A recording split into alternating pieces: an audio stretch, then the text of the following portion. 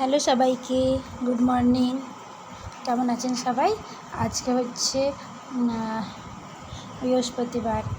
এই যে সকালবেলা আগে দেখুন বিছানাটা পরিষ্কার করে নিচ্ছি, আর এদিকে রান্নাঘরে জলের বোতলগুলো ভরে নিয়েছি। জলগুলো আগে ফ্রিজে রেখে আসি, নাহলে তো জল ঠান্ডা হবে না। আর ওইদিকে না বাসন মাজা হয়ে গেছে, অল্প কটা ছিল, ওগুলো মেজে নেব। আর এদিকে পাখিদের ঘরে আগে ওরা ঘুমোচ্ছে বলে ওদের ঘরটা পরিষ্কার করে দিই, ওদেরকে একটু খাবারও দিয়ে দিই, জল টলগুলো পাল্টে দিই, কেননা না হলে বেরিয়ে যায়। দু একদিন পালিয়ে গেছিলো, যদিও পালিয়ে ঘরের মধ্যেই পালিয়েছিল, আর পালাতে পারিনি ঘর থেকে। তো দেখো ওই যে জল দিয়ে দিচ্ছি আর ওদের খাবারটা দিয়ে দিচ্ছি। এখন যদিও পালাবে না, কেননা ওরা এখন ডিম দিয়েছে, জানো তো, ডিম পেড়েছে, এখন ডিম ছেড়ে তো আর যাবে না ওদেরকে। তাই দেখো পরিষ্কার করে একটু জল টল দিয়ে দিলে না ওদের খুব ভালো লাগে। ওরা স্নান করে, সকালবেলা ঘুম থেকে উঠেই আগে স্নান করে, জানো তো। তা আমারও ভালো লাগে সেটা বেশ। সে যাই হোক, দেখো কাজকর্ম করে নিয়েছি সব, অন্য কাজকর্ম। এবার চা করব আর ভাত বসাবো। ছেলের স্কুল আছে, তাই ভাতটা আমার সকালে বসাতেই হবে। তাই এদিকে চা বসিয়ে দিয়েছি, আর ওর বাবাও কাজ থেকে চলে এসেছে। আর এদিকে ভাতটাও বসিয়ে দেবো, দুটোই একসাথে হয়ে যাবে। আর কারণ ওই স্কুল যাবে, ওকে কিছু একটা করে দিতে হবে। সকাল থেকে ও এমনি কিছু খায় না, স্কুল থাকলে একবারে ভাত খেয়ে স্কুলে যায়। আর আজকে টিফিন কিছু করব না, কিছু দেখি ওকে কিনে দেবো, কেননা দুপুর বলেছিলাম স্কুলে খেয়ে নিতে, কিন্তু স্কুলেও খাবে না।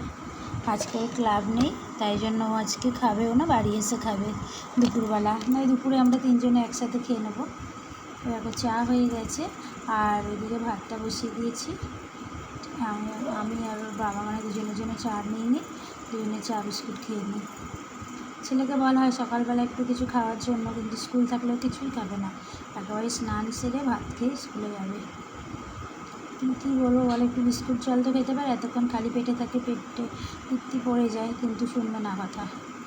অনেক বলা হয়, শুনবে না। সকালে যদি পড়াও থাকে না খেয়ে পড়তে যাবে, জানো। দেখো চা বিস্কুট নিয়ে নিয়েছি। বিস্কুটটা একটু সাজিয়েছিলাম, তোমাদেরকে পোস্ট করেছিলাম এর আগে, তোমরা দেখেছো নিশ্চয়ই, সবাই দেখেছো, অনেক ভালোবাসা দিয়েছো। আর এই দেখো আলু ভাজা আর ভাত করে দিয়েছিলাম, ছেলেকে স্কুলে গেছিলো। ছেলেকে স্কুলে দিয়ে আসার পরে জানো গিয়েছিলাম একটু দোকান থেকে কিছু জিনিস লাগবে, সেগুলো কিনে নিয়ে এসেছি। এত রোদ বাইরে যে কি বলবো, শরীর খারাপ হয়ে যায় রোদ্দুরে। তারপরে দেখো রান্নাঘরে চলে এসেছি, এই যে মটর ভিজিয়ে রেখেছি, একটু রাত্রেবেলা ঘুগনিই হবে বলে। আর এদিকে দেখো মটর ভেজাতে চা বসিয়েছিলাম একটু। আজকে দুবার করে চা করছি কেন জানো, আমি দুধ চা করিও না খুব একটা, তোমরা দেখবে না যে করি খুব একটা, কেউ আসলে করি, আর না হলে দুধ চা খাই না, শরীরটা ভালো নয় তো ওই জন্য। কিন্তু এখন করছি, কেননা রুটি দিয়ে দুধ চাটাই খাবো আজকে, খেয়ে নিয়ে তারপর আবার পুজো আছে বৃহস্পতিবারে, জানোই তো একটুখানি সময় লাগে পুজো করতে। তাই রুটি এনেছিলাম দোকান থেকে, দেখো লাচ্ছা রুটি, মানে এটাকে লাচ্ছা বন বলে, আর দুধ চা বেশ ভালোই লাগে আমার তো খুবই সুন্দর লাগে। এই রুটির সাথে চা বা বন রুটিও ভালো লাগে, তাই এটা নিয়ে এসেছি। এখন চা করে নিয়েছি, এবার খেয়ে নেবো। চা আর রুটি খেয়ে নিয়ে তারপরে ভাবছি স্নান করতে যাব, স্নান টান করে এসে পুজো দেবো নাকি রান্না করব, এই ভাবছি বসে বসে, জানো তো কী করব। এই দেখো খাবারটা নিয়ে নিয়েছি, খেয়ে নিই। আর কি বলো তো, স্নান করে নিলে না পরে আবার রান্না করতে গেলে খুবই কষ্ট হয়। সে যাই হোক, দেখো না চাটা খেয়ে সকালে জামা কাপড় কেচে রেখেছিলাম, কিন্তু মেলতে সময় পাইনি। আমার এরকমটাই হয়, সকালে যদি স্কুলের তাড়া থাকে হয় না ঠিক করে মেলা, তখন এদিকে করবো আরও দেরি হয়ে যাবে। ওই জন্য এখন চাটা খেয়ে নিয়ে শরীরটাও একটুখানি মানে এনার্জি হয়েছে শরীরে, তারপরে এসেছি ছাদে জামা কাপড়গুলো মেলে দিয়ে তারপরে ভাবছি যে স্নানটা করে নেব, কিন্তু স্নানটা করিনি, জানো তো। আগে রান্নাই করে নিয়েছি, কেননা এত গরম লাগছে, এত গরম পড়েছে যে স্নান করলেও সঙ্গে সঙ্গে ঘেমে যাচ্ছি। তারপরে আবার পুজো টুজো দিয়ে নিয়ে রান্না করতে শরীরটা আর ভালোই লাগছে না, ওই জন্য বললাম না আগে রান্না করে নিই। এখন রান্নাঘরে একটু আম ছাড়িয়ে নিচ্ছি, আজকে আমের ডাল হবে আর আমের টকও হবে, তাই জন্য আমটা ছাড়িয়ে নিচ্ছি। আর এই যে আমটা ঘষে নিচ্ছি, এটা দিয়ে আমের টক করব। আর একটা আগেই কেটে কুকারে ডাল বসিয়ে দিয়েছি, ওখানে কুকারে ডালটা হচ্ছে। আর এদিকে তো আমার ভাত হয়েই গেছে, আর আলু ভাজা ছিল, আর একটু ঝিঙে কেটে নিচ্ছি। আজকে করবো ঝিঙে দিয়ে আলু দিয়ে পোস্ত করব। ব্যাস, আজকে নিরামিষ রান্না করব, তো এই জন্য আলু ঝিঙে পোস্ত, টক ডাল আর কী বলে আমের টক, আর আলু ভাজা আছে দুপুরে, ব্যাস হয়ে যাবে। আমাদের তো খুবই ভালো লাগে এরকম খাবার, তোমাদের কার কার ভালো লাগে কমেন্ট করে জানিও।